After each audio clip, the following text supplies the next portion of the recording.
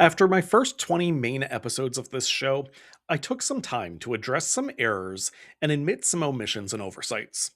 It was a nice palate cleanse, so here I am after another 20 to do the same. Hello and welcome to episode 40.5 of Carved in Stone. I'm your host, Shawn Chabam, and it's time for some reflections at 40. Episodes, that is.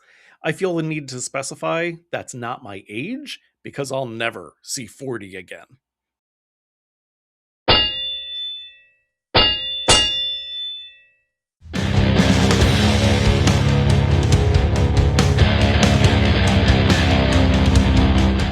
Let's get into what I missed on, slipped on, and should have added on the main episodes of Carved in Stone from 21 to 40.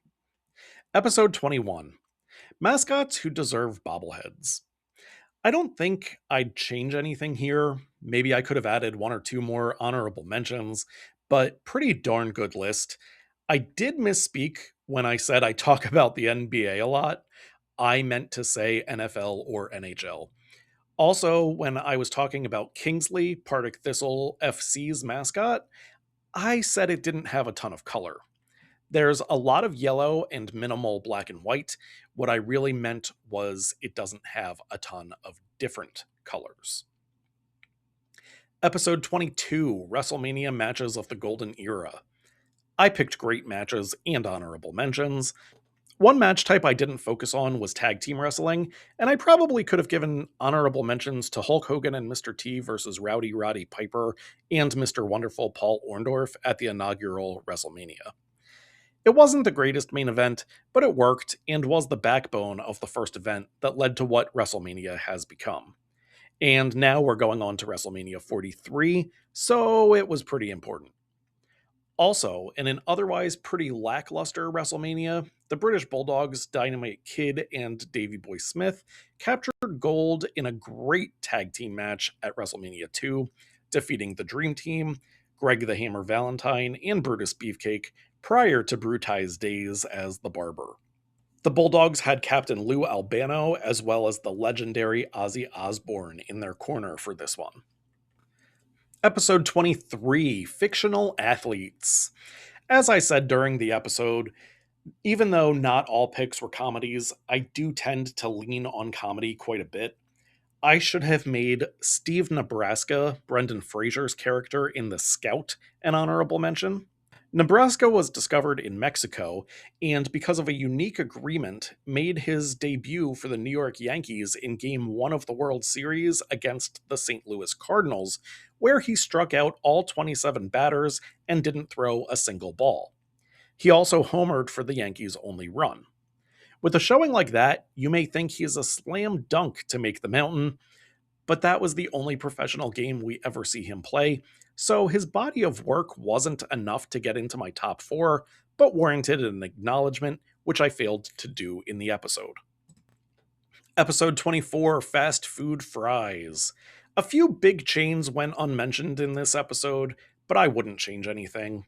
A chain or two will be in this Friday's episode when I discuss non-fry fast food sides. One restaurant I don't acknowledge on either episode is Popeyes. I ate at a Popeyes a total of one time in my life and had a bad experience. I've never given it a second chance. Most of them nearby are permanently closed anyway. Episode 25, Fonts. A pretty common theme is that I simply could have added more honorable mentions to my lists. There's a whole plethora of fonts that I could have talked about. One I wish I'd given an honorable mention to is Copperplate Gothic. If you watched the TV show The Middle, the youngest Heck kid, Brick, loved this font, and he always cracked me up. He asks his dad to see the newspaper about the Super Bowl and proceeds to say how interesting the font is. Hello, Copperplate Gothic? That's from the sans serif family of typefaces. One of my dogs was even named after Brick. Unfortunately, my dog Brick recently went over Rainbow Bridge. Episode 26, Floppy Disk Games. As I had said, I'm no hardcore gamer, but I did enjoy a number of floppy disk games, even if they weren't always the most popular ones. I listed, I think, 10 games total if you include honorable mentions, no regrets. Episode 27, State License Plates. I acknowledged errors that I made in the show within the same video. Some days I look at this mountain and say, perfect. Other days I look and wish I had replaced Oregon with Rhode Island or Indiana. I made a mathematical faux pas on this episode. I had 16 finalists for Mount Rushmore, and I said I had to 86 a quarter of them. I actually had to 86 three quarters of them. I only kept a quarter of the finalists. Episode 28, Athletes Who Divorced Philadelphia. Because it was close to Nick Castellanos' first and probably only appearance back in Philly as an opponent, it was timely. I didn't expect Casti to get released by San Diego during that series and never see him play. The mountain was perfect as I chose one athlete from each of the major four teams. As I said in the episode, I didn't want to drone on with too many guys, so I didn't go as nuts as I could have with honorable mentions. Episode 29, Pizza Toppings. The AI made sausage look like a potato, but as for the list, I wouldn't change a thing. On today's mountain, I added Abe Froman, the sausage king of Chicago, to represent the food. Of course, that is from Ferris Bueller's Day Off. Episode 30, Significant Others on Seinfeld. Like I said in the episode, I could have filled more time with a whole plethora of honorable mentions. I feel I got the mountain just right. Maybe Sheila, aka Schmoopy, Jerry's girlfriend from the Soup Nazi episode, one of my favorites, deserved a call out. Episode 31, WWE Golden Era Upsets. I named a decent amount, including honorable mentions. Similar to the WrestleMania episode, I didn't mention any tag team matches. I'd say the two tag upsets that stick out to me the most are the Nasty Boys defeating the Hart Foundation at WrestleMania 7, and Marty Jannetty and the 123 Kid beating the Quebecers for the belts on Monday Night Raw. I'm still not sure what the point was of having Jannetty and the Kid win the belts, as they lost them off TV a week later at a house show. Maybe it was just to sell tickets to that show, or maybe it was to garner more interest in Raw. This is when Bret and Owen Hart were set to challenge the Quebecers at Royal Rumble 1994. The Quebecers did end up being champs at the Rumble, helping kickstart the brothers' feud. Episode 32, Berries. I went into my own video and explained that the episode was bogus because a whole bunch of the berries I mentioned weren't actually berries.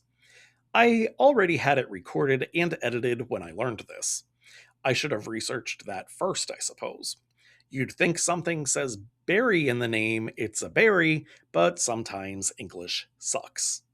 Episode 33, Back to the Future Secondary Characters. Another episode where I could have gone on and on and on with honorable mentions, but I very much like the list that I created, and I love those films. As I mentioned in the episode, she was an honorable mention, but the films don't get going without the Clock Tower lady, so I put her on today's mountain. Episode 34, Philly's All Name Team. Going back and looking at names since 1883 took a long time, and as I said several times in the episode, I'm sure I missed some good names, but I do very much enjoy the team I made and the mountain from this episode. Episode 35, SummerSlam Golden Era Matches. I possibly could have added the Hart Foundation and Demolition at SummerSlam 1988. I already had those tag teams fighting each other on the list for the 1990 show, though, and I really made that episode more or less a love letter to Bret Hart, so more of his matches were not needed. His bouts took up 3 of the 4 spots on the mountain. Episode 36, Rocky and Creed Films.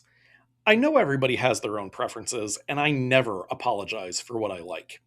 A lot of people probably wouldn't have put any Creed film on the mountain, but I really loved that first one. I ranked all 9 films in that episode, though, and there was one thing I really should have mentioned.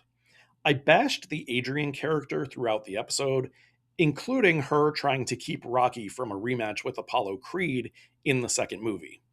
I didn't mention that she was concerned Rocky would go blind. That was a pretty big and good reason for her disapproval. Sorry I omitted that, but her character was still annoying in the film. Also, at the time, I didn't realize I Play Rocky is scheduled to come out later this year. I would not have waited to release the episode if I'd known.